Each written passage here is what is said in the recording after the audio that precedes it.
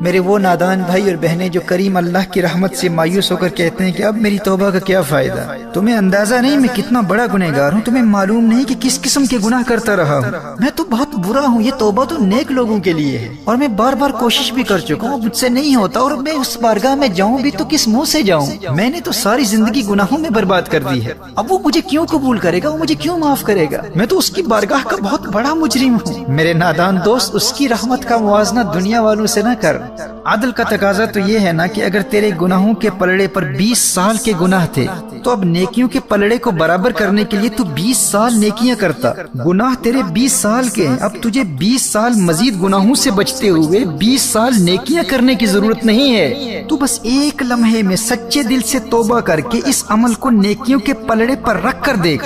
تیرا کریم رب تیری ایک لمحہ کی توبہ کے ذریعے تیرے ترازو پر گناہوں کے پلڑے سے 20 سال کے گناہوں کو غائب کر دے گا۔ تو نے 40 سال گناہ کیے، اب ان گناہوں کو مٹانے کے لیے 40 سال نیکیوں کی ضرورت نہیں، تیرا کریم اللہ ایک لمحے کی توبہ سے 40 سال کے گناہوں کو تیرے نامہ اعمال سے مٹا دے گا، اور ایسا مٹائے گا کہ نبی کریم صلی اللہ تعالی علیہ وآلہ وسلم نے ارشاد فرمایا، جب بندہ توبہ کرتا ہے تو اللہ تعالیٰ اس کی توبہ قبول کرتا ہے، اور جن محافظ فرشتوں نے اس کے گناہ لکھے ہوتے ہیں اللہ انہیں اس کے تمام گناہ بھلا دیتا ہے، فرشتے سارے گناہ بھول جاتے ہیں، اور زمین کے جس مقام پر اور آسمان کے نیچے جس جگہ اس نے وہ گناہ کیے تھے اللہ اس جگہ کو بھی اس کے گناہ بھلا دیتا ہے، تاکہ یہ بندہ قیامت میں اس طرح آئے کہ مخلوق میں اس کے خلاف ایک بھی گواہ نہ ہو۔ اور سنن ابن ماجہ کی حدیث ہے، میرے آقا صلی اللہ علیہ وآلہ وسلم نے ارشاد فرمایا، التائب من الذنب کمن لا ذنب لہ، گناہوں سے توبہ کرنے والا ایسا ہے جیسے اس نے کبھی کوئی گناہ کیا ہی نہ ہو۔ سچے دل سے توبہ کرنے والے کو اللہ ایسے پاک کر دیتا ہے، اس شخص کی طرح بنا دیتا ہے جس کا کوئی گناہ ہی نہیں۔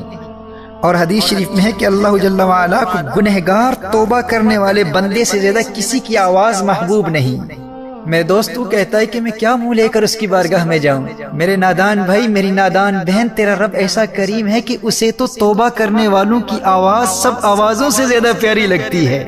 اور پیار اتنا کرتا ہے کہ نہ صرف ایک لمحے کی گئی توبہ سے 40 سال کے گناہوں کو گناہوں کے پلڑے سے غائب کر دیتا ہے، بلکہ ان 40 سال کے گناہوں کو نیکیوں میں بدل کر نیکیوں کے پلڑے پر رکھ دیتا ہے۔ قرآن کریم میں ارشاد فرمایا، فَأُولَئِكَ يُبَدِّلُ اللَّهُ سَيِّئَاتِهِمْ حَسَنَاتٍ،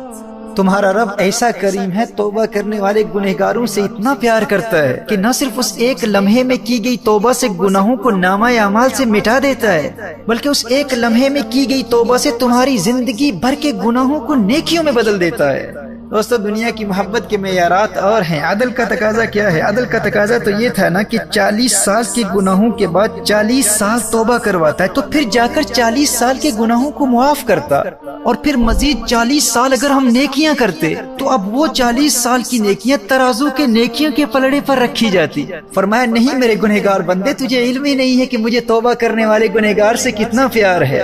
تو نے 40 سال مجھے ناراض کیا، 40 سال میری نافرمانی کرتا رہا، 40 سال گناہ کرتا رہا، اب بس ایک لمحے میں توبہ کر لے، میں تجھ سے اتنا پیار کرتا ہوں، اب نہ صرف وہ 40 سال کے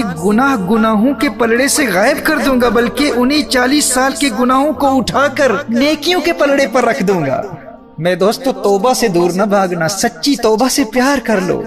تم اگرچہ گنہگار ہو، بدکار ہو، سیاکار ہو، لیکن تمہارا اللہ تم سے اتنا پیار کرتا ہے، سچی توبہ کرنے والے گنہگاروں سے اتنا پیار کرتا ہے کہ ایک لمحے کی سچی توبہ کرنے والے 40 سال کے گنہگار و بدکار کو 40 سال کا پرہیزگار و نیکوکار بنا دیتا ہے۔ فرمایا یا ایھا الانسان ما غرک بربک الکریم، اے نادان انسان آخر کس چیز نے تجھے تیرے کریم رب کی بارگاہ سے دور کر دیا؟ تو اس کریم کی بارگاہ سے بھاگتا پھرتا ہے جو تجھ سے اتنا پیار کرتا ہے۔